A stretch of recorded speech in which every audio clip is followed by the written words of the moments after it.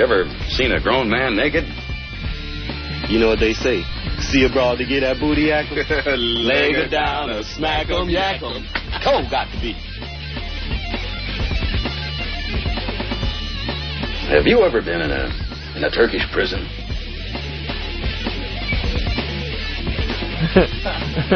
We have clearance, Clarence. Roger, Roger. What's our vector, Victor? O&A Party Rock! O&A Party Rock! O&A Party Rock! What the hell is O&A Party Rock? I don't know. That was Poe drunk in the street during Mardi Gras or something like that? Poe? Yeah, that's Master Poe. Wait, let's hear that again. O&A Party Rock! You just mind your P's and Q's, Buster, and remember who you're dealing with. That's right. PJ, hi, you're on the air. Hey, Howard. Hi. How you doing this morning? 1,200 years of this misery. I mean, I don't know what this guy wants from me. And they've been talking about say that they really, actually rip you off. How can I honestly say anybody rips me off? I mean, when I hear the same exact bits done, that's how I say it. I mean, what about WOW? That's totally their idea. Oh, there you go. Okay. There's something new. Well, and then... There's something new. You know what? I used to do that in Washington, D.C. Tell him, Fred. I used to have people tie bandanas around their cars so that women would take their clothes off in the car. Dude, get with it. All right, well, I mean... Give me an original idea. Well, Come on. I mean, I know. I used to have my listeners tie a bandana around their car. I mean, I've done it all. What about going off on... I totally know that's you. All right, okay, whatever. I got to go. Please, I don't really want to get into discussion like this. Asshole! Asshole! Hey, welcome to the Opie and Anthony program. It's Whip 'em Out Wednesday. Pardon my French, but you're an asshole. We make it very simple. You don't have to tie bandanas around... Bandana around your car. Around your car or your antenna. What? Shut the fuck up, you asshole. What? How do you... What? That's fantastic. Yeah, it's just like what we do. Sure it is. And there's no real proof that he ever did it. And if he did do it, he might have done it for maybe one day. In Washington. Tell him, Fred. Tell him. Tell him. Yeah, it's wow. Yeah, boss. Yeah, that's what you did, boss. Yeah, boss. Everyone just sits around and yeses him to death. The yes man. Yep. And kisses his ass because they're scared to speak up. Anyway, it is Whip 'em Out Wednesday. Yes, it is. WoW season is slowly but surely approaching here on the East Coast. Ugh, too slow. I think April's going to be the official kickoff to WoW. What we're going to do, we're going to invite ladies to come down here to get their WoW pictures taken. We really need your help, guys. Live? Yes, it's time to market the hell out of this radio show. We're going to do it ourselves, we've decided. We had a long discussion about this last night, didn't we, Anthony? Wink, wink. Oh, we did? Huh? What? I don't need to discuss this stuff with you. I don't know. We communicate telepathically at this point. We have a telepathic communication. We don't even need to discuss things anymore. Yeah. I just know what he's thinking. He knows what I'm thinking. So this sounds like a good idea, right? Certainly does. We're going to market this show ourselves, and we're going to start with the month of April is the official kickoff to WoW. So the ladies are going to come down here. They're going to get their pictures taken. And we want a lot of ladies to show up. We'll be very nice, I swear to you. Even if that means, getting some duct tape and throwing it over my mouth. I swear I'll be really, really nice. Because now we're desperate. We need to get the marketing going here. Yeah, that might keep chicks from coming in. A couple of girls have come in, and you haven't been too nice to them. Well, I understand that, Anthony. I'm working on that every day. Although I did go to the various websites and message boards and check out the people's response to the Polish girl that came in. Yeah. And it was a landslide victory for Opie on that one. Thank you, People Anthony. were just saying, oh, my God, what a pig. Yes, Opie's right. Yeah. I couldn't believe the difference between, the live shots that were taken of her and what was on that website, that modeling website. Yeah, it was a very big difference. So we're really looking for a lot of ladies to start showing up at the radio station every morning. It's an open call. You just come down, get your WoW shots done. I'm assuming you could even email them in as long as it's a WoW sticker or something, right? Yeah, you got to have a WoW in front of you. Got to have a WoW and Opie and Anthony in front of you. And then by the end of the month, we're going to pick the best WoW.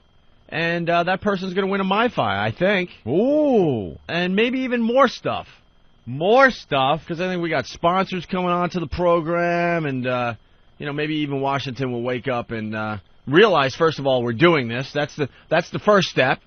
First step is them actually knowing what we're doing on the show. Yeah, the first step for the marketing department in Washington is to be in touch with the show, maybe listen every day and pick up on what we're doing, and then you guys could enhance what we're doing by going, hey, this would be a perfect opportunity to give them this to give away. Right. That's all we're looking for. That's it. So it's a little advice to the marketing department. You might want to start listening to the Opie and Anthony program, and then maybe you could help and participate as we go along here. Well, they must have been psyched that you're doing the Hard Rock tomorrow. I think they just found out about that. Yeah, I'm hearing rumors that the marketing department just found out about us doing a live broadcast tomorrow at the Hard Rock Cafe. Ben was all laughing, and he comes in, don't, they didn't even know. They didn't even know, dude. But that's Ben. You don't know what to believe. Like, What Ben, do you mean? You say Ben's a liar? It's not that he's a liar. He exaggerates a little bit. So I think Ben is correct 70% of the time, which is a good average, but... Jesus, what a bash. What? He'll admit it, that he exaggerates a little bit. Wait, what has Ben exaggerated about? Jim's whole impression is based on the fact that Ben exaggerates. The whole doing coke with Tom Brady and, I think Ben is a man about town and actually is in these situations. He is. I think he has sat with Bono and did coke with Tom Brady? Shared a Guinness. I don't think, to tell you the truth, I don't think Ben ever said he did coke with Tom Brady. Oh, that was just Jim's impression? It's such a great impression. It Sometimes really I get is. confused that I'm actually, listening to Ben. I know. Believe me, I'd rather have the Jim impression than the real Ben. The Jim impression is a lot more fun. It's a lot funnier. All right, so all the details for the WOW thing, I guess, will be up on opieandanthony.com and foundrymusic.com. But basically, open call. You just come down to the station. You get your shots taken. We'll be very nice. We'll have little things to give you as you come down to the station. We'll throw you on the air. And then, some of the best WOWs of the month will get some fine prizes. There you go. And also, don't forget about ratemywow.com, a brand new website by Steve. Doesn't that sound like rape? My wow. Rate. Every time someone says it, I'm like, yeah, rape that wow.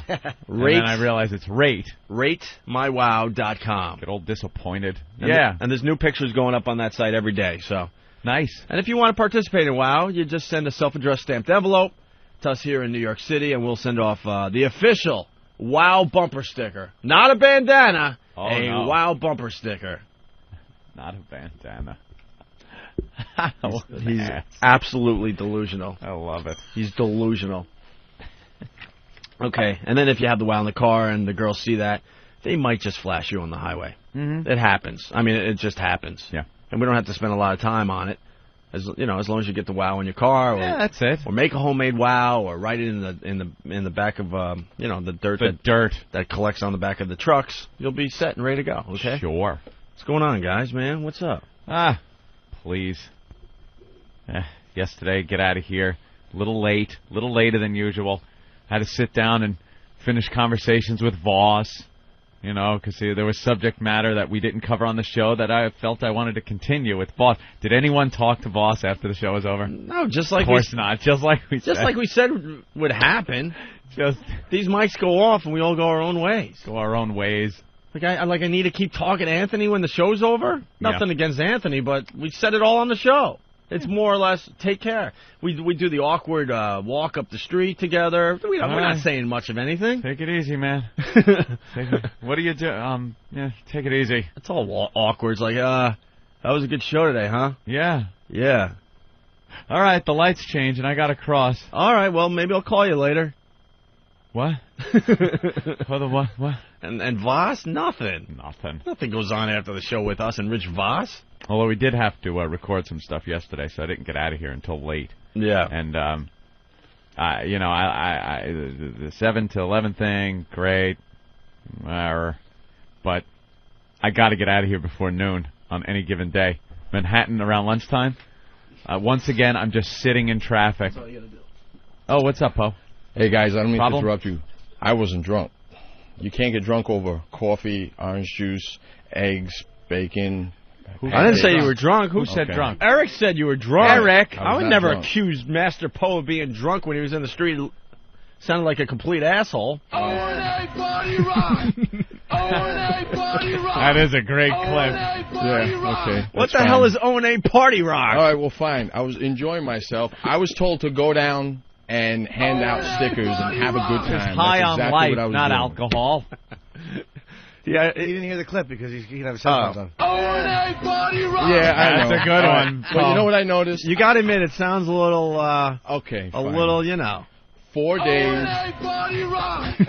4 days. I lost my voice and I couldn't really talk. And I was told to go down, hand out stickers. Club Soda Kenny told me to go down, hand out stickers, and have a good time. And that's exactly what I did. Party rock. Yeah, I know. I don't know what O&A Party Rock means. All right, well, whatever. I do notice that... we did all acknowledge how you did a great job down there, though. Well, you thank handed you. out thousands and thousands of WOW stickers for us. Thank you. And Thank cups you. and all, but he was getting on this microphone that another club had in the middle of thousands of people on the street, and this is what he was coming up with. Party rock. No, come on. An attention getter. That's the only thing. That's not the only thing I said. Well, we could talk about how you started a line dance thing. Well, yes. He got some girls to start dancing right there in the street. Yeah. In front of our balcony. Yes. Pretty, but you know, the guy motivates people, obviously. Yeah. He's able to get some of these chicks, these drunken chicks. Now, the chicks were drunk. No, they worked there. Really? Yeah. Wow. Yeah, they were the ladies working in the club. Across the street from where we were Pretty broadcasting. hot. Yeah. So, all right, so you want to go on record and say that when you did this, Party rock. you weren't drunk. No, I wasn't drunk. But once again, I know that comedians, sometimes they make mistakes. Well, I'm not a comedian. I was just there to make sure that you guys were safe. I think you need to teach Eric a lesson for assuming that you were drunk. That when is you a did great this. clip. Party rock. That clip gets funnier and funnier, man. That's fine. I have Put no him problem. in a sleeper hold or something. Oh, Teach him a lesson. You want me to do lesson. that? Oh, my God. Oh, no. Oh. No, Eric, don't. I It goes, just- all right, whatever you guys want me to do. I just want you to know, also, Channel 4 videotaped that whole clip. Party rock. With the That O&A clip, shirt. yeah? No, not that. Oh, not that. The one where I had my O&A shirt on and I was Yeah. with the ladies dancing. All right, very good. All Thank right, you, so Master Paul. We don't want to do anything to Eric? No. No. Nah. Thank you, Eric. All right. You'll hurt him. So you left here yesterday, and what happened? Traffic. Were you doing heroin with Master Poe? No, I... Oh, my God. Guys, what are you doing to me? Well, I don't take drugs. I don't do any of that stuff. That's a little play on the last Yeah, joke. no, Yeah, I it was understand. kind of a sarcastic statement about Yeah, Eric's Paul, exaggeration. There was I a lot understand. of sarcasm in that statement. Yes. It's okay. About Eric's, you know, you point to Eric, Jimmy. You try to pawn it off on Eric. There's a little play on what Eric said. Remember when he called you drunk? I know Poe's only kidding. He just does so much coke in the morning. He comes in and gets all right. Well, according to Eric. According to Eric. Oh, my God, you are dead. You're a dead man. Eric, tell everyone what you were telling us in the office. Yeah, where you saw him in the stall. Doing what? Uh-oh. Bent over the stall, doing something. No? Oh, boy. All right. He doesn't want to share on the air, Anthony. You're asking for it. He's scared for his life. I don't blame him, you know. Neither do I. Paul will kill you with a punji stick. Beat me to Your death with ass. my own hands. Certainly will. Yeah, no, nothing not spectacular. I'm just saying I got to get out of here before noon. I all of a sudden had those homicidal road rage feelings that I hadn't had in so long because when I drive in, there's usually no one on the road. I stay here till noon. Pedestrians are out. And it's only going to get worse once the weather gets nicer and more people want to walk the streets. God forbid they walk the streets of Manhattan, Anthony. You know something? They're in my way. Get out of my way. I hate pedestrians. They got to figure something out. Bridges or tunnels underneath each street. Wouldn't that be nice? Another place for a rape to happen. But, yeah, you just get in my way, and then you get gridlock again. You know, you don't get gridlock at 10:30 in the morning when you're driving home. But at noon, people decide they're just going to, even though the light is green, but there's nowhere for them to go, so they'll just end up in the middle of the intersection, and the light turns red for them. It's green for me. And what am I staring at? The passenger window of a cab or something that I swear I want to hit the gas and just look at the passenger's little terrified face in the window as it just hits my grill. I get that angry. And then I got a hold of myself and went, hey, Easy, forget it. CAMO. CAMO. CAMO. I put a glass dildo in my ass, rubbed my stomach, and said, CAMO. CAMO, and everything was okay. Got to the Queensboro Bridge, I was fine. Pulled the dildo out of my ass. All was dandy. All was great with the world. Are you trying to make people feel sorry for you again today, Anthony? No. That was yesterday when I was talking about how I only have a day to pack for my 10-day Caribbean cruise. Your luxurious Caribbean cruise. Yes. On Royal Caribbean. They're a very good cruise line, by the way, if anyone Aren't they the best ones? Cruise. Yeah. Hey, someone out there that's a travel agent, just email me, man. Find me somewhere I could go away by myself and have a great time, just mellowing out. Go visit Bob in California. No, I don't want to spend your vacation with Bob. I don't want a vacation where I have to run around and do a lot of stuff. I want to lay on a beach, read some books, do maybe some scuba diving, maybe a little snorkeling action. You know what you should do? By yourself? Go to Turks again. I did the Turks and Caicos 3 times. Oh, that's right. You've been there after we were there. It's a lot of fun. I'm looking for something different. I was thinking maybe I don't know, Atlantis down there in the Bahamas. You got a long time. What about Hawaii? Yeah, that's what Bob says. Come out and see me. Bob, our super agent. Come out and see me and then go to Hawaii. Think how exciting Hawaii will seem after a visit with Bob. Sure. You could go anywhere. You could go to see Bob and go to Trenton. I was going to say. It'll seem like Hawaii. You beat me by a second. I was going to say, yeah, go see Bob and then go to Iowa. Well, Trenton makes, the world takes. Oh, all right. True. Their little motto. Anthony, I finally saw Some Kind of Monster last night. The Metallica movie. Oh, my God, what a great movie. I haven't seen that one yet.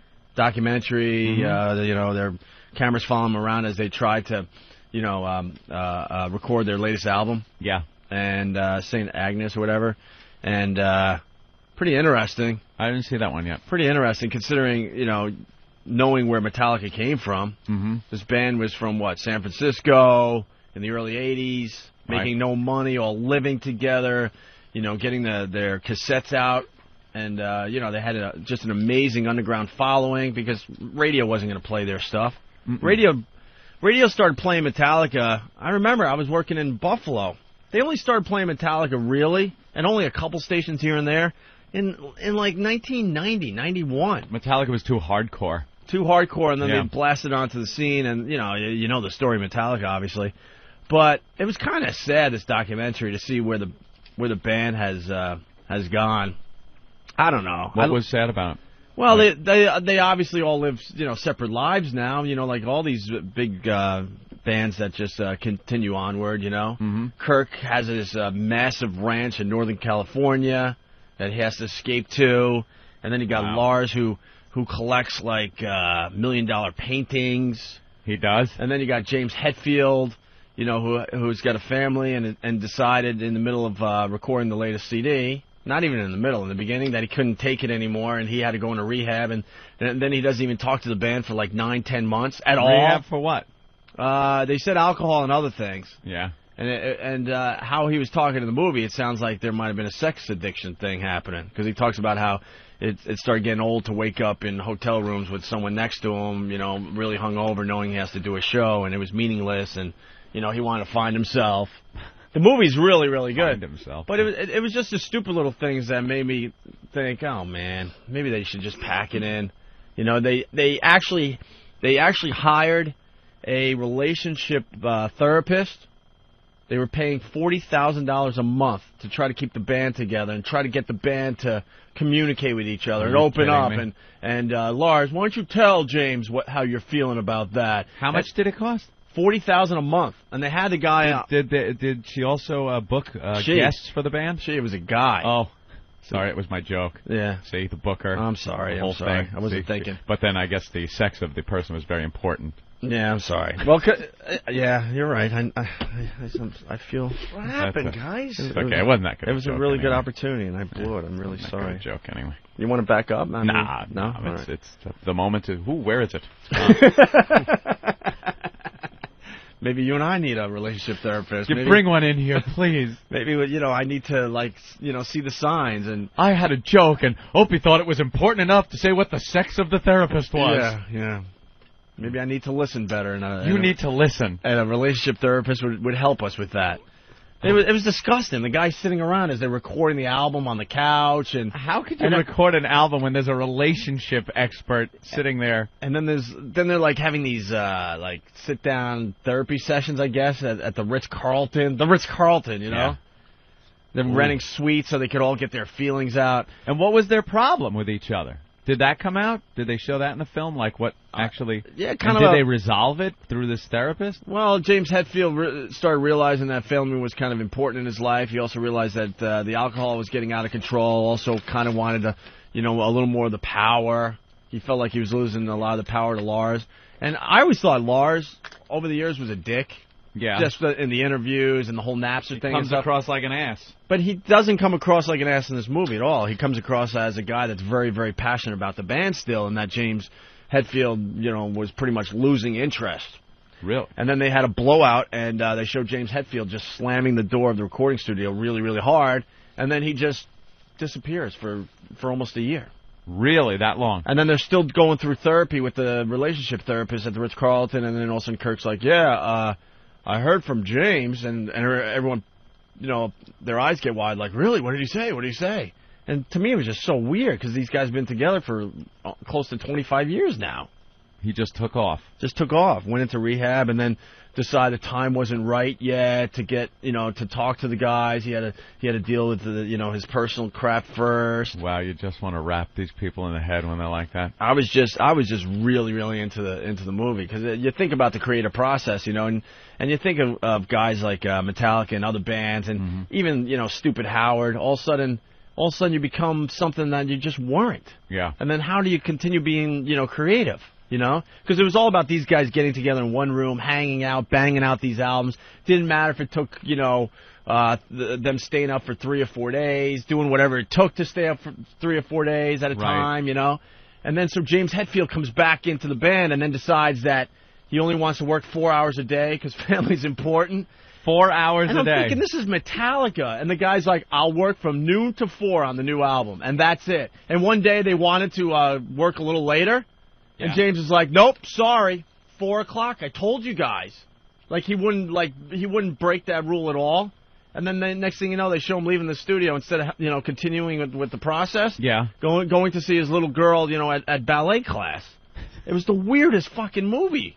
They're family guys. No, I understand that to a point, but you got to think, the creative process and their music, has to suffer. Right. And I bought every Metallica album. I didn't buy the latest album. I might now that I've seen this movie because it's pretty interesting. But then they show Lars in his just ridiculous mansion, and he's got all these paintings on the wall. Yeah, dude, paintings that are easily 20 feet by 10 feet. I mean, just massive pieces of work, art, paintings, whatever. And I'm thinking, the guy collected a few paintings from some obscure artist. That's kind of cute, Yeah. But then he decides in the movie that he has to move on with that stage of his life, and he has to get ready for the next 10 years of his life. And why did he decide he had to get rid of, these guys are nuts. Is that it? They're just crazy? I don't know what happens to you when you get that famous and you get that much money.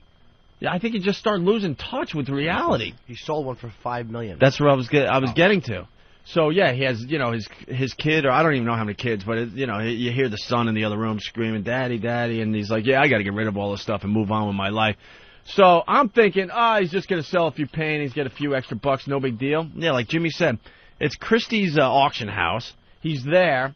First of all, they have a showroom in New York City for his work, so people could check it out for whatever, a week or two. There was a show? There was a show, all the artwork that he had in his mansion. And then they show him at Christie's getting completely hammered because he can't take the fact that he's getting rid of all this stuff, even though he knows he has to, because they're kind of like his children, his babies, he was saying, right? Yeah. And then all of a sudden, Jimmy kind of, thanks, Jimmy. You blew my punchline. Jesus Christ. Get that relationship expert immediately. I didn't know. That was the whole thing. That was the part where everyone in their cars go, oh my God, what? It was worth listening to this babble for 10 minutes. I disagree. Because the punchline was perfect. I think your whole story's been interesting, and that was just one point. And I don't think that any point is more interesting than the next with the way you're telling this excellent story. So all of a sudden, you got the auctioneer, and the price is going up and up and up. Like one painting, $650,000 sold. That was one out of whatever. You know, it looked like at least a dozen paintings. And then the grand finale, he sold one for $5 million. $5 mil. $5 mil. He had a $5 million painting just hanging up in his that place. he decided he had to sell. Yeah. Jesus Christ. I just think when you have to get into like relationship therapists and all that, psychologists, band psychology and all that, it's not worth it. Oh, the other thing. So James, that he wanted to stick to the noon to 4 work ethic thing, so he could enjoy his family and stuff. Lars is like, all right, well, when you leave at 4, the rest of us are just going to kind of listen to what we did and, maybe work a little bit. Oh, and he got so pissed. He's like, no, because then you guys are going to make decisions, and when I come back tomorrow... Well, if you want him being on the decisions, stick around. And when I get back tomorrow, it's going to be an uphill battle with you guys, because you guys are already going to decide that this is good, bad, or indifferent. He goes, no, I don't want anyone listening to the tapes while I'm not here. And Lars is like, you got to be fucking kidding me. Because that guy just lives and breathes Metallica. Well, you got to give it to them that they've been together that long. Probably these problems have been there for years, and they've stuck it together and pumped out some serious cash. Yeah. They could afford $5 million painting. And a $40,000 a month therapist. That's just one bill that the band's paying from their corporation or whatever. Yeah. I'm going to wreck the movie. Cliff Burton's been dead the whole movie, right?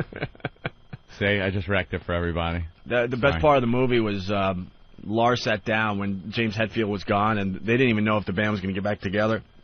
He sat down with Dave Mustaine. Really? Who was their original... guitarist. Which one, though? The bassist? No. Guitarist. Another guitarist, right. Before Habit. Okay, and Mustaine's like, I feel like a loser. You know how bad it sucks to go down the street and people go, oh, there's the dude that used to be in Metallica. It's the Pete Best. And he did well on his own with the whole Megadeth thing. 15 million albums. 15 million albums, according to the movie. Yeah. And he's like, but, you think I like being, second and this. It was a pretty intense exchange between the two. It was really cool. I was hoping that there was more of that in the movie. Yeah. I guarantee there's some great footage that these guys just said, you know what, we can't show that. We can't show that, What'd you see it on? What do you mean? How did you watch it, DVD? Yeah, it's out on DVD. Oh, it's out? now. Oh, Yeah. I thought maybe they'd be Now I got to extras. go with the bonus footage. I'm thinking the bonus footage might probably be, have some crap in there, yeah. Yeah, because the movie is almost 3 hours long, I think. It was long. Wow. So I'm going to watch the second disc today. You got to give it to them guys, though. They rock, man. When you go see them live, holy Jesus. I watched that on the plane to L.A., actually. Oh, you saw the movie? I saw most of it, but my battery on my laptop ran out because it is long, and I saw most of it because I'm sitting in coach. My goddamn monitor was bent towards me, so it was kind of hard to really enjoy it, but it was great when I saw it. You got to sit in first class, Jimmy. Normally I'm a first-class gentleman, but I mean, this time again I felt like... Giving it to Steve? Yeah, I just wanted to see what the common people... I wrote some material about them. Oh, nice. You have to sit with the common people and write some material about them. Let's go to Johnny on Long Island. Johnny? Hey, how's it going? Good morning, boys. Morning, Johnny. Hello. Hey, Binky Face. Hi, Johnny. Thanks for calling the program this morning. Well, thank you. Listen, the most important thing you guys just forgot to let you, Opie, that you didn't include yet is how they treated Jason Newstead. They totally screwed him over. Yeah, Jason, it's pretty interesting. And I think a lot of the guys even admitted this, so it wasn't just Jason's angle. He just wanted more creativity. And James Hetfield was like, hey, man, he was paranoid that I was going to take away from the band and stuff. He's like, well, go off and do your thing then, And then they just trash him the rest of the movie. I mean, they're not kind to him at all. Really? Yeah. And that Echo Brain that Jason ended up doing, we had Jason in. Yeah. We had him in when he started this new band, Echo Brain. Yep. It was a rare occasion where Anthony and I, we interviewed him, and we were very polite. We played one of the songs on our old show. It was awful. Yeah. Absolutely awful. Pretty bad. And it turned out that, he knew the project was doomed, and then he ended up becoming the guitarist for Ozzy. Bassist for Ozzy, and then Metallica picked up Robert Trujillo, who was Ozzy's. They just kind of traded bases. Dude, that was pretty cool in the movie, too, when, they're trying out all these guys, for Jason's, for the bass player. And they tried out some pretty impressive guys, and they gave it to him. And then they gave him $1 million up front for joining the band. Nice. Just so he could bonus. start living, The Metallica lifestyle. The Metallica lifestyle. That's basically what they said. I didn't see that part. I missed that part. They gave him $1 million up front. That was just up front, not counting everything else he had, whatever the percentage was in the band and the record sales and all that. I think the idea that somebody walks into a successful franchise and is handed $1 million up front, for Pete's sakes, I think that's a fantastic idea. All right. Fill out an expense report and send it to XM. Sure, you'll get it. Do the math, bro. The percentage is better for you. We're not making Metallica money, and you did just fine. I'm very happy. Just fine. O&A Party Rock! O&A Party Rock. I don't have enough. I love these guys like that guy Ron from the Bronx. Metallica sucked since #91. Like, you'll always get these guys, dude, they sold out. So, dude, you just like the Metallica from, like, the 80s, the hard rockin', like thrash metal almost Metallica? Ron. Thank you. Ron. Thank you. We're having a conversation. Sorry, I didn't hear you. I can't hear you. No. Metallica hasn't made a good album since '91. They went into a hard rock sound, and then MTV found it more marketable, and they played more of it. That's it. So you'd be happy if Metallica just still sounded like they did in the 80s? No, you have to transform your sound, but there's so many more metal bands like Unearthed and Lamb of God that are so much more talented with a better sound right now. I could play some stuff from the 80s from Metallica that just sounds so outdated. It's not even funny. Yeah. You didn't like, dude. You didn't like The Memory Remains or Fuel. There's some great stuff they've done. I mean, I love Metallica. Just the album with Unforgiven and the Sandman on it too. I really have no problem with what Ron is saying. I mean, because for me, to say they suck since '91 is ridiculous. But that's his opinion. Have a talent, but it's not like Master of Puppets and Battery and everyone. The long list of songs that is great. It's hard to follow those songs. Everyone loses interest in a band at some point. Okay, like for me, and I love the Black Album. It's one of my favorite albums of all time, by the way. And I love all the stuff. I like a lot of the stuff they did before the Black Album. But after the Black Album, my interest slowly but surely started waning.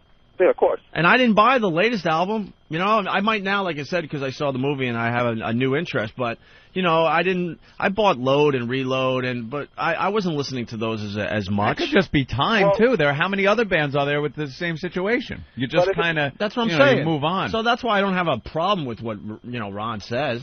But a band catches you like after Metallica, all of a sudden Disturbed comes along, and you're like, holy shit! And you jump on with those guys for a while. It's kind of hard to have that punch me in the face effect with a band for 20 years. Right. True. You know what I mean? I mean, of course, Ozzy does that, but I mean, very few of them will have that effect on you. I don't know, but you get so many people that are like, dude, they suck. After after '91, they sucked.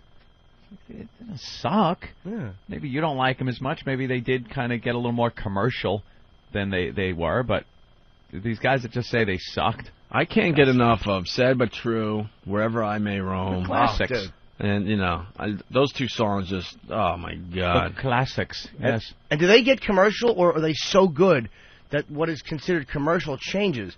Like Metallica, I mean, maybe they've changed a little bit, but they're still a very heavy band. Yeah. But because they're so successful, all of a sudden that becomes more acceptable to mainstream marketing ideas. And Metallica sold out. No, they didn't. Just the rest of the fucking country changed their opinion and moved towards them. Give them a few more years, and then you'll see. Like when hard rockin' bands get really old, and they start going to those little venues and playing at a reasonable volume. Yeah, no, Metallica will just blow up sooner than later, by the way. Yeah. And the one last thing in the movie that I found really interesting, I mean, when you find a favorite band, whether it's going back to Zeppelin or U2 or Metallica, it's kind of scary when you start thinking about how these songs come about. They show them just sitting around in a studio. They all have pads and paper, and they're just trying to rhyme words. Like someone throws a word out there. I forgot the one they were trying. Whatever, like rain. Well, rain in the back of his mane. No. And they're just going around the room. And it's like, that's how the song's coming together? You think it's this real profound process of feelings and emotions, and well, that's meanwhile it's like, hey, what rhymes with this? And that's why I think a band like Metallica is in trouble, because now there's all sorts of restrictions on what they're doing, like James Hetfield only working 4 hours a day and all that. Back in the day, you got to think when Doors got together as Zeppelin, it was ready to go for the most part. I wrote this poem and let's go. Let's just figure out how it's going to sound musically. Not to be actually recording the album. I mean, it's not like they came with a whole bunch of ideas and now they picked through it. No, they're trying to like develop and create songs on the spot, and that was amazing to me. Yeah, that's a little rough. First time they tried that, though. That was remember James always wrote the lyrics, and this was like a compilation, like let's all chip in. Yeah. And they would try. That's why they were doing that, because it was like a weird thing. Like let's just see if we can all chip in lyrically. And Hetfield, I think, was the guy who always did the lyrics. What always amazed me, because I mean I've been into music my whole life. When I read about these bands that they record an album, then they go on tour, and then while they're on tour, they don't even attempt to write anything, and then they finally get off tour, they go on vacation, whatever, they go away for 3 or 4 months, and then they decide, okay, we got to start writing the new album. To me, as a creative person, I'm like, wouldn't you be writing your whole life? Like, wouldn't something pop in your head while you're on a bus in the middle of America or something? You know what I mean? It probably did at the beginning, but you just reach that point where it's like, Where you just turn your brain off when you're touring and you're not, continuing to live and getting creative ideas. $4 million paintings hanging on your wall. You really don't have to write. 4 girls blowing at a time. Yeah. It's kind of hard to rhyme words. Yeah. What rhymes with fantastic? Well, that's what I was thinking. I mean, I was really getting into this movie, and I was thinking, well, what happens creatively that all of a sudden, you shut off your brain, like you said, you're in this really nice mansion looking at $4 or $5 million paintings. Yeah. And then all of a sudden, because you're living this new life, your creativity starts to go away, I guess. That's true. It happens. We got to watch out for that, Opie. I was kind of thinking about us watching this movie. Got to watch out for that. A little bit. Let's go to Sally in Minnesota. You get those perks in your apartment like a chair. Hold on a second. Hold on. You'll start going, hey, here we go. Now I'm living the life. You don't have to worry about me, but I did order a dresser. Thank you. You did? Thank you. Yes. Breaking news on the Opie and Anthony program. A dresser? Where have you kept your clothes up until now? On the floor. Are you kidding me? No, Stop man. it. Dude, Hold it. I can't even believe this. Hold on, Sally. Okay. Your clothes I've been piled up on the floor. piled on the floor of your room. Anthony, How long have you been there? 3 years. 3 years you haven't had a dresser? No. What is wrong with you? I just I live differently. I don't know what it is. Differently? That's differently than anybody in this country. I like being kind of I like having the feeling that I'm like a free spirit, and I don't know. Free spirit? I did like you're squatting? I finally got like a CD/DVD rack too, because all my CDs and DVDs were just kind of thrown around the living room, on the floor. Yeah, I have Aren't you afraid? Now I know. Look, I know you got a nice apartment, very nice area. Ooh. Aren't you afraid that you're going to put your pants or underwear on and like maybe a roach or a rat, a mouse turd or something is going to be in there? Not really. No? You don't care? No, not really. That would freak me out. I've been wearing the same jeans for 7 days. But I'm not smelly or anything. All right. I have good hygiene. Good hygiene. I have good hygiene. How did you... Now, where did you buy this dresser? I'm fascinated. Just around my neighborhood. You didn't find it out on the sidewalk? No. I've been buying nice stuff. It's just been a very slow process. I don't know. Very slow process. In 3 years. 3 years to get a dresser goes beyond a slow process. Yeah, that's beyond a slow process. I understand. I'm getting it together slowly. Wow. Yeah. I am stunned that you just kept your clothes on the floor. I get them cleaned and all, and then I just pile them up nice. That's all. And then when you need to get dressed, you just like look through the pile. You don't have. No, I have it kind of organized. Shirts, jeans. Yeah. In piles? In piles on the floor. Yeah. Do you have a bed? A really nice bed. It's a nice bed? Yeah. But is it just a mattress on the floor? No. It actually has a headboard? No. Are you insane? You don't have a headboard type bedroom set? I have the mattress and the box spring and the little. You have a metal frame. Yeah. That the mattress and box spring sits on, and that's it. That's it. You have no headboard? It's not important to me. No night tables? No. Where you take your change and put it on and your watch and put it... This is stuff human beings do. Yes. But it doesn't bother me. Where's your alarm clock? I know you say you don't need it and don't use it, but where is it? No, I do need it because of the new hour. It's on the floor. It's on the floor. Yeah. How high up is your bed? Because I know my bed is pretty high up. It's really high because I got the extra mat, the extra whatever pad Can you and see stuff. the clock from your bed? No. Of course not. You're living like a homeless guy, shacked up. I know, it's cool in a way. It has that college feel to it. College feel. But really nice stuff. Bag of marshmallows in the room just in case you really want that college feel. But really nice stuff, though. I got a really nice, nice stuff? What TV stuff? And sound system. You need stuff to have nice stuff. I have stuff. I got couches, a leather chair. I got some nice things. I would think. I bought a $500 piece of art, so I'm starting. How? Not art, though. Art SHMART. How about a bed? It's just, I have a bed. But a really nice bed. Having a mattress on that stock metal frame that you get with from the mattress company. I understand with the box frame. Oh, you want to just decorate it up nice. No, it serves a purpose, a headboard. It has like drawers and stuff in it. And little sliding compartments. I can't be bothered with that. I don't have that either. No? I have a frame. I like a metal frame around it, like a metal headboard in a way. Oh, that's nice. But I've seen those. like that, yeah. My headboard has like cabinets on the sides of it. So let's say I have some Joey Buttafuoco pants for walking around the house in, and some T-shirts in there. You get out of bed, it's right there. You open up the little drawer there. I could keep my DVDs that I like watching in the bedroom over there on the side. How do you live with just a mattress box spring on a metal frame? I don't have a TV in my bedroom. You have no TV in the bedroom? No, because I want to... Do you, Jimmy? No, but it's simply because I'm such a bad sleeper that they said only sleep in your bedroom and it'll make it a little easier for you. Yeah, some people. I'm not going to bash you for that. Some people just don't like having TV. No, I don't like having... Nah, it would be cool at times, but no.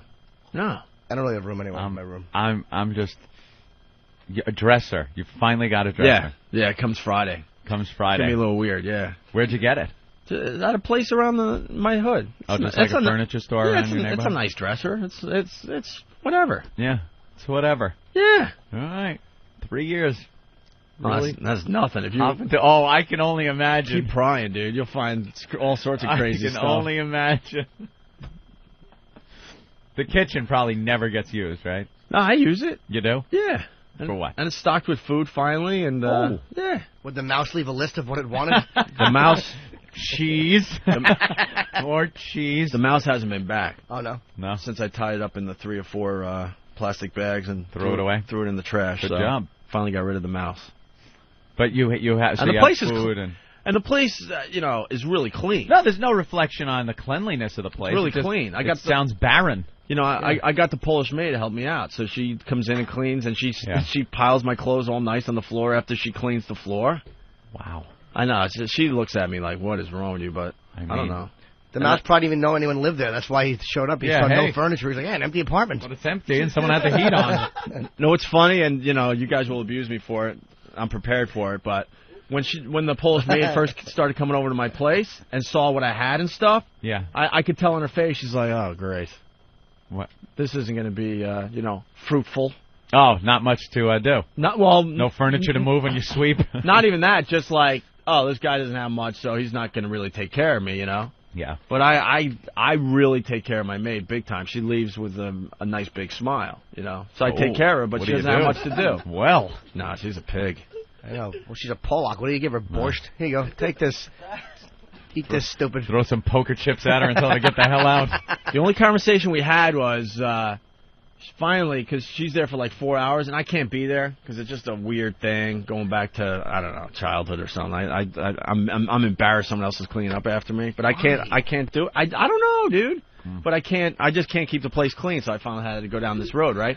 So we finally had a conversation. She barely speaks English, but she's bored when she has to stay there for 4 straight hours. So we had this weird conversation where she was trying to tell me that she wants to listen to rock and roll while she cleans. Oh, really? So, that music choice or whatever it's called on the cable, she loves the rock channels big time. Primitive. Not only can I be there when they clean, I have to be so they don't steal. Yeah. I have a little Chinese man that does it, and he used to come in with his wife, and they're in their 80s. Little Chinese guy comes over? He's fantastic, but I like to point out things that aren't done properly. You are that guy. I'm a gentleman. Like I don't know what his name is. He's been cleaning for 3 years, but I'll do something like this. Oh my God! You do not slap your hands together. And he comes in, and I point. And I go, ugh!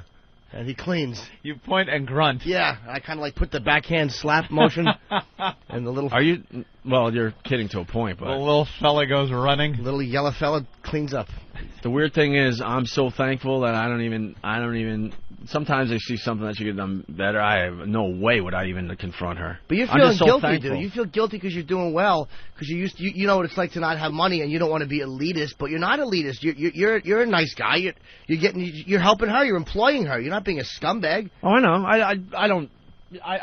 When she first started coming over, I was like running around helping her out. That's ridiculous. I know. That is really ridiculous. I know. It's weird. Is it a wood dresser? Yeah. It's nice wood? Dude, when I do buy stuff, I don't buy cheap stuff. Yeah. The problem is buying the stuff. Yeah. You know, I spent like I don't know what I just said, but about $600 on a really nice photograph. Yeah. That takes up half my wall and stuff, you know. So when I do finally buy stuff, I don't go cheap, no. You stack clothes on it? And you're painting? It's a picture/table. Wow. Well, all right. I have to get a can of Pledge now for the wood. Oh, well, the maid does that. No, she does Housekeeper. that. And then she tells me what I need, you know. She'll point at stuff like more. Now it's more work for her. More this, more that, you know. Yeah. Yeah. All right. Well, congrats on your dresser. Thank you. That's a big move. 3 years. Thank you. You just kind of walk into these situations and you don't want to lay down roots. Is that it? You're kind of right, I guess. You got to remember, my whole life I just moved from here to here to there. I could sit here maybe during the commercial break. I think I've lived in over 20 places since I was 18. Yeah. Easily. I could probably relate. Easily. 20 places. Mm-hmm. So you're probably right. I'm not used to, putting down roots. And then when there was time to move to go do another radio job or whatever, it was just easier to not have a lot of stuff. Mm-hmm. You remember when we moved to Boston? I certainly do. I came over with the U-Haul. We decided we were going to share a U-Haul because neither one of us were making a lot of money, and they weren't giving us a lot of money to move. So, we'll pay for a U-Haul. Gee, thanks. So Anthony comes over with the U-Haul, and in all fairness, Anthony goes, how much stuff you got? I go, I don't really have that much. He goes, just leave a couple of feet at the back of the truck. Right. I'm like, okay, and I left like 2 feet at the back of the truck. So he pulls up to my Northport place, which was just a shithole. I had to take duct tape couch with me, so of course, that took up room. Right. I take my dresser with the laminate wood peeling off the top. So he pulls up. What an animal. He pulls up. He pulls up. He opens up the back door of the U-Haul, and there was no room. I mean, you're exaggerating. Maybe you gave me 4 feet, maybe. It was really nothing. And what did you see when you pulled up, if you remember? I saw a lot of junk out on the street by the garbage. That's exactly what I was getting at. I think right when I pulled up, you were swinging your VCR by the cord from the front door and tossed it onto the curb. Yeah, it was like Animal House. My brother was over, I remember, and we were just smashing my stuff. Yeah. Just smashing it in front of the house. Yeah, you really had nothing. And it was just in a big pile because it was all junk. Mm-hmm. You don't get attached to it like that? Like you can just get rid of crap like that? Yeah. Oh, yeah. This stuff was just junk. Mm-hmm. And I moved up to Boston with pretty much nothing. Pretty much. Yeah. I didn't move any furniture. I'm trying to think of your place there in Boston. I'm thinking if it was furnished. No, it was. It was, right. Yeah, I ended up buying stuff. Look at Ben. Oh, in Wellesley. Actually, to defend him, though, your bed, his bedroom, the bed doesn't look that bad. Jesus Christ, Ben. Like, what the fuck? Hey. No. Give me a roofie or something? All of a sudden he's like, well, to defend him, his bed. No. What? But, no, you're talking about what? Yeah. No, but as far as without the surroundings of it, do you have it doesn't look that. Do you have a bedspread type thing? No, just a really nice comforter. Oh, a comforter. But is it a decorative comforter or? No, it's white. It's just white? Yeah. You don't have? Do you have? What kind of sheets do you have for this bed? Flannel. right now. Flannel sheet? Yeah. No, It's very nice, I'm telling you, very comfy. and when I do buy stuff, I do buy really All nice right. stuff. The problem is actually going out and getting the Actually crap. going and getting Yeah. it. No, I don't buy cheap stuff. No. Pillow shams? What the hell is that? Those are those fluffy things that go on your pillow. This is where this is where the audience figures out who's living with a woman. Pillow shams? What the fuck is a duvet? sham? Do you have a duvet? I do. I know Jimmy's got one. I never heard of a duvet before Jimmy brought it up. Oh, the he was trannies love shopping it. for a duvet. Oh, Daddy, I love it.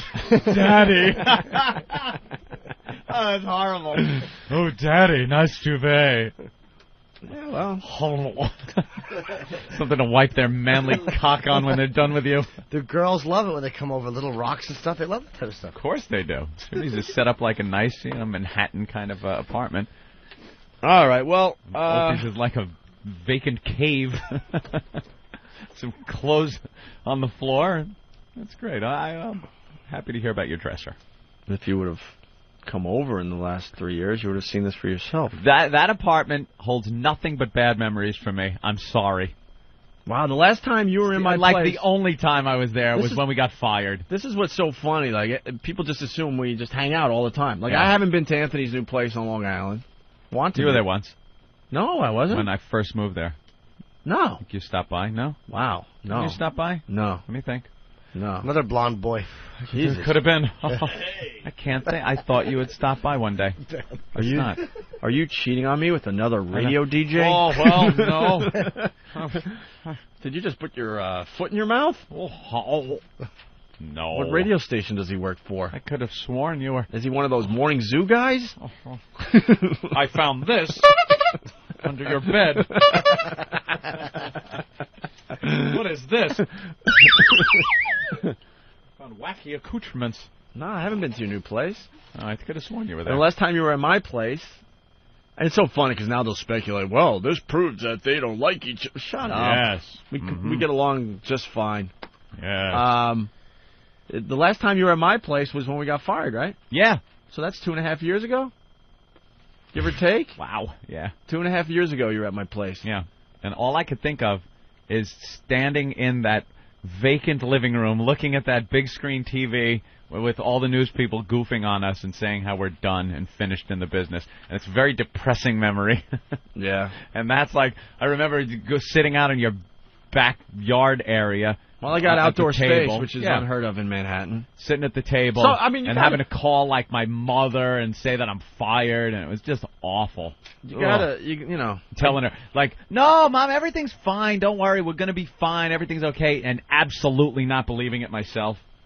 Got like pump out that bull crap into the phone. Yeah, I wrote about that day, and one of the things I wrote was the last thing we said to each other. By the way, you got to tell people, I do have a nice place. I don't, when Yeah, I do that buy, place is very nice. I'm just renting, but If the right person was in there, it would be a great apartment. I know. I was Be all thinking, nice and decorated and looking very Manhattan-like and everything. I was thinking of getting someone in there to maybe do that for me because I can't figure that stuff out. But all your place needs is white sheets thrown over the furniture. That's pretty much it. Looks like one of those abandoned houses. No, it's gotten a lot better. Yeah? Yeah, it's definitely better. Well, I'm going to have to check it You're a out. decorator, man. Well, that would be nice. Come up and maybe say hi. Come over. I so look forward If to you didn't leaving turn into- the island of Manhattan once we're done with the show that I find it hard to just... Somewhere along the line, you turned into Howard Hughes. Do you think so? Oh, yeah. I just like... You got I your like own, being in the suburbs. You got your own problems. I like the I know I got suburbs. problems, but you got your own I problems. like the suburbs. I don't like boogers on my couch. At this point, you pretty much hate people. But not at this point. I've always had a deep hatred for human beings. But, I could deal with them. But It's not like I lock myself in the house. Getting back to the apartment, though, so I remember watching all the newscasts and stuff with you, and Bob was on the phone, and he was trying to hook up a fax machine in my place. I'm like, what? Good luck. Good luck. Please. I don't even know how you do that. Hope you had a dial phone at that point. No, stop. And I remember it was time for you to leave. I wrote about all this, and I go to you. All right, well, we did it again, and hey, we'll get through this just like the last one. We're going to get through this. Don't you worry, Anthony. And we looked at each other like going, this isn't like the last time. Good one. This stinks. And this is going to be a long, long haul. A long haul. And sure enough, 2.5 years later, well, a little over 2 years later, we get to do radio again. So you got to move. Huh? So now you got to move. I can't go back there. Well, there's actually a lot of bad memories in that place now, so I'm thinking that too. I'm thinking it's time to maybe, God forbid, buy something. Oh! Yeah, I've been thinking that too. All right. Speaking of which, I know Jimmy's the one that buys. Isn't that a kick in the ass? We sit here for years and years and years doing our gig. Jimmy comes on board for not really that long, relatively speaking, as far as with us doing the show. And he's a homeowner. He's the one buying. I had to. I just wanted to not pay rent anymore. Well, yeah. We do too. Yeah. But for some reason, why the hell haven't we done that? See, that's where you and I are. You and I are similar in a lot of ways. Yeah. You just have someone helping you out these days. Pretty big commitment. Because you don't like taking care of the basic crap either.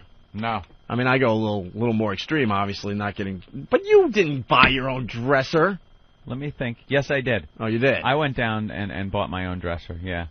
And no one had to tell you. You actually woke up one day and went, I think I'm going to go out and get a dresser today. Yeah, because, after the divorce, I didn't have a dresser. I didn't have a bed. I didn't have anything. And silly me, I think if I'm going to get a bed and a bedroom set, I should get a dresser to put my clothes in, instead of leaving it on the floor.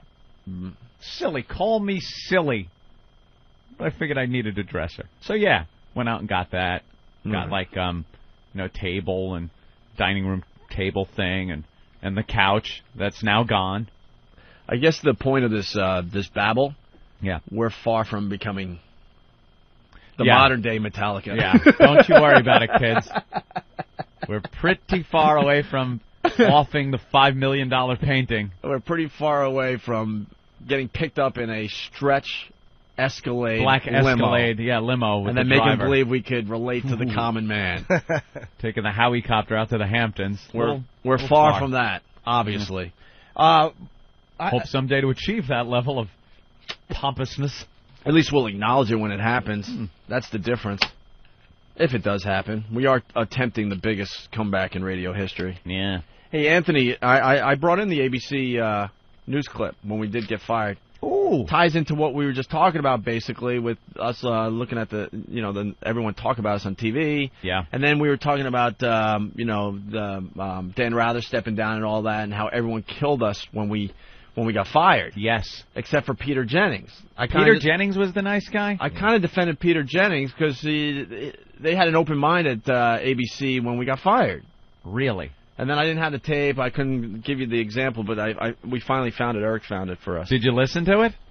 I haven't heard it in a while. Because I'm trying to think maybe you're remembering different, and he's actually bashes it. No, I remember it was a fair piece. I remember when it was done. Well, he had experts on there that basically said that I think that society needs people like you and I, Anthony, to push the boundaries. Of course we do. Of course we're there to push the boundaries. Society needs us, damn it. Sure. Do you know how awful it was, by the way? We had come out of Starbucks. It was very rare that all three of us would actually go for a walk after the show, if that never happened. Yeah. And I'm walking... No, that's because we knew. And we were all staying together that day. We were walking to... Because we got to... I just want to stop because I know where you're going. I just want to set it up quickly, the reason why we were all together. We went to work that day, the famous day that they finally let us go. They never fired us. Just held us to this stupid contract. Canceled the show. They basically attempted to, destroy our radio careers, and they did a pretty good job. I'm not going to lie to you. They did a pretty good job with it. But we were in our office that day, and we were starting to get a really bad vibe. And we were sitting around waiting, hoping that someone was going to say something that would have, put our minds at ease. Yep. And then we realized, wow, we got to get out of here. We weren't working that day again, obviously, and that's when we started wandering around the city together, which we never do. You're right. Walking towards your place, and we went into a Starbucks, and I came out, and I'm just standing there with you two, and your phone rings, and it's Bob, and you're like, you're talking, you're like, uh-oh, and I'm like, oh, fuck, I just moved into New York, and you looked at Anthony, you go, all right, they're canceling the show, and it was just the worst. It's over, Johnny. I almost threw up. Yeah, I almost threw up. I had a 2-year lease. I was just moved into my apartment, and they canceled the show. God. Do you understand how I hated God? Do Do you understand how I curse God? I know people out there with cancer tell me to go fuck myself, and you're right. I was in the shower cursing God. Why? Why, God? I know. Dog. Paul Mercurio Shut up. just backed over my lease. A dumb little show fact that'll make the Howard Stern fans very happy today. But we'll just throw it out there. Yeah. We found out that we got fired or canceled, what have you, in front of where Howard lives. It was a coincidence. Oh, right, yeah. A coincidence. The Starbucks right there. That's where we got the call. I was so embarrassed, too, because I remember, like, you guys were walking by, and there I was. And you're like, what are you doing here? I just had my resume out, and I'm like, oh, nothing. I'm just...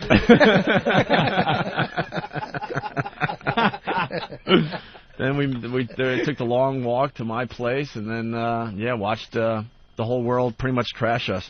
Except for ABC. Well, let's listen to this real fast. Listen. So, finally this evening from us, bread and circuses. There have always been complaints about entertainment pushing the limits of taste, including the outrageous ways that Romans, the emperors that is, entertained the masses. Entertainers continue to outrage the public. Yesterday, 2 so-called radio shock jocks were fired for orchestrating an obscene stunt in New York's most famous Catholic cathedral. And again, we're asking, when do you cross the line? Here's ABC's Dan Harris. It's going to be an exciting Opie and Anthony show today. You know how weird that is to hear part of our radio show on a national news broadcast? Yeah, that's one way to put it. You know how surreal that is? Depressing is another. Show today. When radio personalities Opie and Anthony got this couple to have sex, either real or simulated, in New York's St. Patrick's Cathedral. We're in St. Pat, and the security guy is coming up to us right now. All right. Hey, come on, let them go. They're okay there. They were doing what they were paid to do. Shock.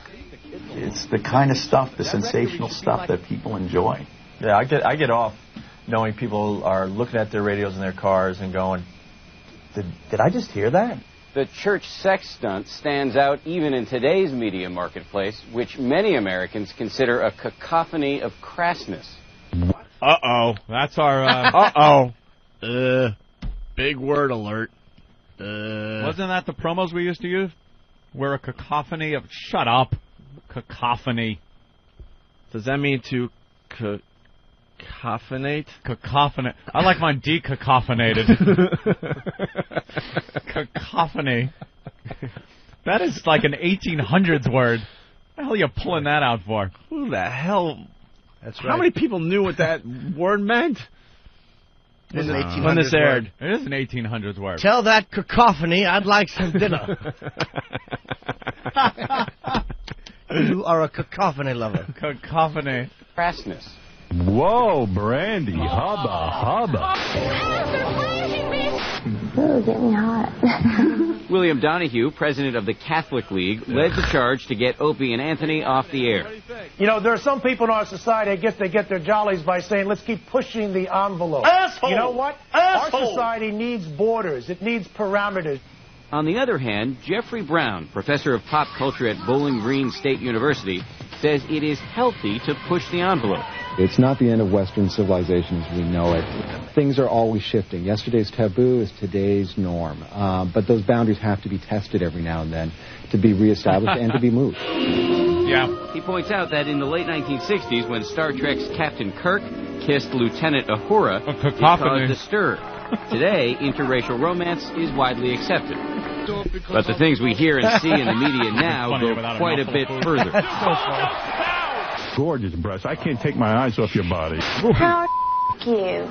The debate today is whether the firing of Opie and Anthony will mark some sort of turning point. Maybe some people in our society who are at the top have realized that even when there are bucks to be made, there's a price to be paid in terms of the cultural degradation that we do not want to be associated with anymore. Asshole! Maybe, but these shock jocks have been fired before after falsely reporting that the mayor of Boston was dead. After all the attention they're getting now, including a rally in their support this afternoon, industry insiders say Opie and Anthony should have no problem finding a new job once again. Dan Harris, ABC News. Well, the guy was right. We had no problem finding a job. It just took 2 years later. Well, no, we had the job ready to go. We had people ready to hire us immediately, but, Infinity held us to the stupid contract. So the guy was right. At least we got a job quicker than you got a dresser. So that was a cacophony of bullshit. That was a kind of a positive report.